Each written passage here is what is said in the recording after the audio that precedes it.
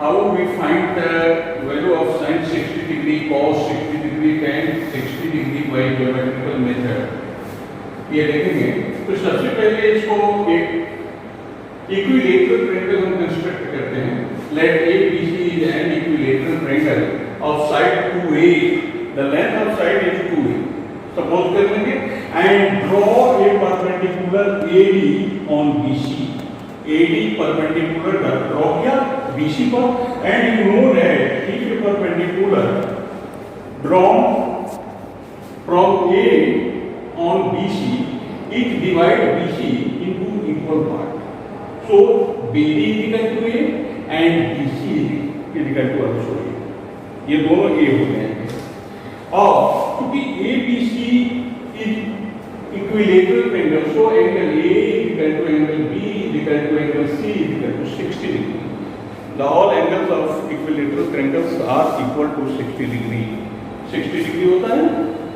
अब देखेंगे in the right triangle ABC, in the right triangle ABC, angle C is 60 degree and AC is equal to 2A, side of equilateral triangle 2A, and BC is equal to A, क्योंकि BC का half DC होगा तो ये A हो जाएगा, A है, ये hypotenuse ये थीटा के सामने ये परपेंडिकुलर हो जाएगा, ये बेस होगा, ये हाइपोटेनियस हो जाएगा। तो यहाँ पाइथागोरस का थ्योरम अप्लाई करेंगे। पाइथागोरस थ्योरम अप्लाई करके in right angle ABC AB is equal to hypotenuse square minus base square, यानी कि AC square minus BC square. AC is equal to 2A का होल स्क्वायर हो जाएगा minus BC A का square, 2A whole square 2 to the 4A square minus A square, that is under root में 3A square, A square का under root A हो जाएगा, ये root 3A। The value of AD is root 3A। Now we write sin 60 degree, sin 60 degree, that is P by H, perpendicular upon hypotenuse. इसी triangle में देखेंगे ABC में तो 60 degree ये है तो परपेंडिकुलर AD होगा अपॉन हाइपोटेनियस AC, तो that is AD upon AC which is equal to AD is root 3A upon AC 2A, A से A कट ऑफ हो जाएगा, root 3 upon 2। Is it clear? Cos 60 degree, ये equal to B upon H होता है। B in triangle ABC base is equal to DC, तो DC upon hypotenuse AC, DC upon AC, DC upon AC। What is the value of DC? A upon 2A, A upon 2A, A से ये cancel हो जाएगा, 1 upon 2, tan 60 degree. ये P upon B होता है, P perpendicular AD upon base DC, यानी कि AD upon DC, AD की वैल्यू है रूट 3A अपॉन DC की वैल्यू A से कट ऑफ हो जाएगा, तो root 3। These are the value of sin 60 degree, cos 60 degree, tan 60 degree. Now, in this figure, we also find the value of sin 30 degree, cos 30 degree, and 60 degree, tan 30 degree also. Sin 30 degree, cos 30 degree, and tan 30 degree by geometrical method, we also form a equilateral triangle ABC of side length 2A, इसके सभी side 2A के होंगे length के। AD perpendicular to BC, equilateral triangle का perpendicular draw करते हैं तो base को हाफ हाफ डिवाइड कर देते हैं, तो BD equal to BC equal to A हो जाएगा। अब इसमें ये देखेंगे कि AD इक्वल टू फाइंड करेंगे इस ट्रायंगल ABC में, AD equal to AC square minus BC square, AC square minus BC square, इसी की जगह 2A का whole square minus A square, that is 4A whole square minus A square, that is equal to 3A square, which is equal to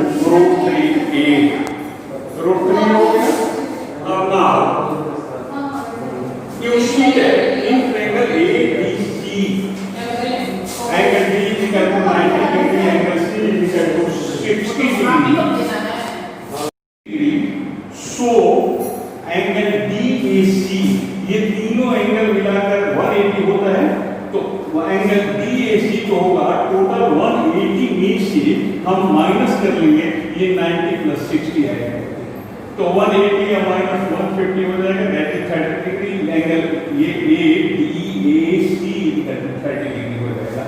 हमें 30 degree के लिए हमें find करना है मान वैल्यू 30 डिग्री के लिए फाइंड करना है तो देखेंगे 30 डिग्री ये है तो इसका अपोजिट साइड DC परपेंडिकुलर हो जाएगा। अब ये होशियारी करना है यहाँ sin 30 degree that is perpendicular upon hypotenuse तो 30 डिग्री के लिए परपेंडिकुलर DC हो जाएगा hypotenuse AC that is DC upon AC which is equal to DC की वैल्यू A अपॉन AC की वैल्यू 2A A से कट जाएगा 1 upon cos 30 degree that is B by H B देखिएगा A के सामने DC है तो ये परपेंडिकुलर हो जाएगा और ये जो है AD ये बेस हो जाएगा तो that is AD upon AC AD की वैल्यू √3A आप फाइंड आउट किए हैं अपॉन 2A AC की वैल्यू A से कट जाएगा कट ऑफ हो जाएगा √3 अपॉन 2 tan 30 डिग्री ये equal to P by B P perpendicular DC अब B होगा AD तो DC अपॉन AD DC की वैल्यू है A और AD √3A A से ये कट ऑफ हो जाएगा 1/3 ओके।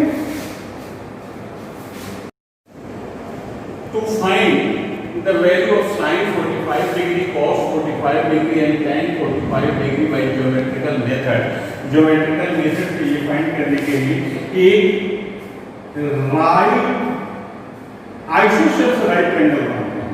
क्या करते हैं आइसोसेल्स राइट ट्रायंगल फॉर्म करते हैं। आइसोसेल्स मींस आइसोसेल्स में राइट एंगल फॉर्म करने वाले दो साइड को होते हैं जिसमें एक परपेंडिकुलर और एक बेस होता है वो साइड्स आर इक्वल और ये 90 डिग्री के ऑपोजिट वाले को हाइपोटेन्यूस कहते हैं। तो ABC हमने बनाया right triangle let ABC is right triangle in which angle B is equal to 90 degree and AB is equal to BC is equal to A support ये सपोज कर लिया कि AB और BC इक्वल टू ये हो गया ये हो गया तो AC इक्वल टू हो जाएगा अंडर रूट में A square plus A square that is under root में 2A square which is root 2 इसकी वैल्यू ना मिल गई रूट 2 की वैल्यू हो गई। आइए देखिएगा क्योंकि ये इक्विलेटरल ट्रायंगल है ये अकेले 90 डिग्री है तो ये भी 45 डिग्री हो जाएगा ये भी 45 डिग्री क्यों कि ABC राइट ट्रायंगल है तो ट्रायंगल होने की वजह से तीनों एंगल का सम 180 होगा। 90 डिग्री अकेले ये है तो 90 डिग्री उसमें से माइनस हो गया तो sum of remaining two angles are 90 degree ये दोनों एक्यूट एंगल का सम 90 डिग्री होगा। since it is isosceles triangle so this angle is equal to this angle ये दोनों एंगल A और एंगल C इक्वल होंगे अब दोनों का सम 90 होगा तो one angle is equal to 45 degree हो जाएगा। तो किसी एक 45 डिग्री के लिए आप वैल्यू आप निकालना चाहे निकालना है sin के लिए sin C 45 है तो ये 45 डिग्री ये is equal to AB upon AC which is AB upon hypotenuse root 2A that is